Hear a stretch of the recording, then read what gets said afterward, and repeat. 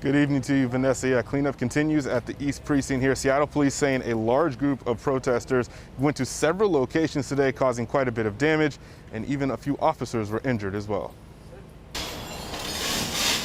A large group of demonstrators spent Sunday protesting the Seattle Police Department, and at least 2 of the precincts were damaged, police said.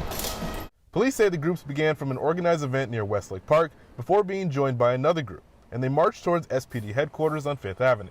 While en route to the SPD headquarters building, the group damaged businesses along the way. They also damaged the old federal courthouse that's on 5th Avenue. From there, police says the group went towards the West Precinct, where police say they were confronted by the protesters and several officers were injured. The protesters then lit mortar-type fireworks and then threw them at officers from a very close range. At least 12 officers during this confrontation were injured. At least 1 officer is being treated at the hospital after fragmentation entered his neck and throat area. Police said they used blast balls and pepper spray to deter the demonstrators, but noted they did not use tear gas, which is currently banned.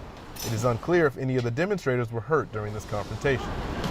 Police say the group then came to the East Precinct and were able to break windows despite the outer barrier the precinct has. They then threw some type of pyrotechnic item into the lobby, which ignited a small fire that one of our community members put out.